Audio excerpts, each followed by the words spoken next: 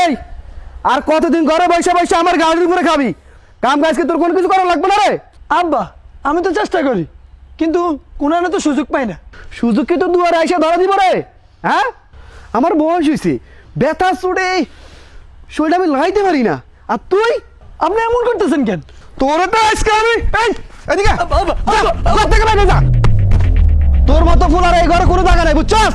আর কোনোদিন আর পাবি না।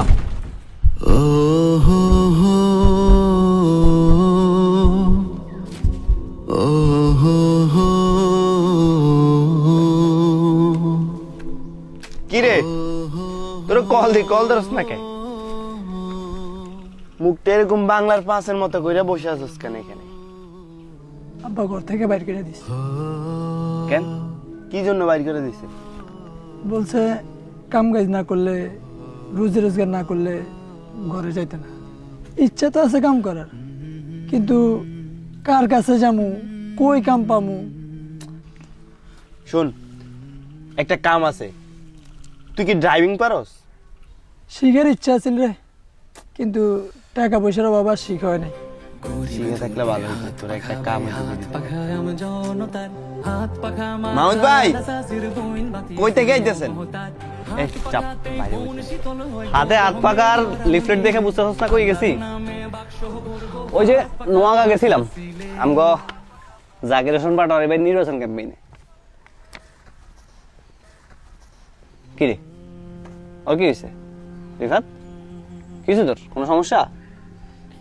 ওরে ওর বাপে ঘর থেকে বাইর করে দিছে। ঘর থেকে বাইর করে দিছে কেন? বলছে রুজি রোজগার না করলে ঘরে যাইতে না। তুই মোবাইল সার্ভিসিং শিখবি বা ড্রাইভিং? শিখার তো ইচ্ছা আছে ভাই, কিন্তু টাকা কত লাগবে ভাই? টাকা লাগবে না, ফ্রি। ফ্রি? হ্যাঁ, একদম ফ্রি। তাহলে শুন, আমাদের লক্ষ্মীপুর এক রামগঞ্জ আসনের হাত পাকার প্রার্থী জাকির হোসেন পাটোয়ারি ভাইয়ের মরিয়ম সমাজ কল্যাণ সংস্থা থেকে মোবাইল সার্ভিসিং এবং ড্রাইভিং শেখাচ্ছে। তুই ওখান থেকে একটা কোর্স করে কাজে লেগে যেতে পারিস ইনশাল্লাহ। কিরে, তাহলে তো ভালোই হইলো, তুই ড্রাইভিংটা শিখে নে। ভাই, আমার খালুর একজন বিশ্বস্ত ড্রাইভার লাগে, আমি ওর চাকরিটা নিয়ে দিতে চাইছিলাম, কিন্তু ও তো ড্রাইভিং পারে না। যাক, জাকির ভাইদের কোর্সটা ওর জন্য ভালোই হবে তাহলে। হ্যাঁ, ভালোই হবে। ঠিক আছে, তাহলে তোর আমি কালকে ইনশাল্লাহ ভর্তি করাই দিব। ভাই আপনি যে কি বলে ধন্যবাদ দিব, আমার ভাষা নেই। আরে ধন্যবাদ আমারও দিতে হবে না, ধন্যবাদ প্রাপ্ত হচ্ছে আমাদের জাকির হোসেন পাটোয়ারি ভাই।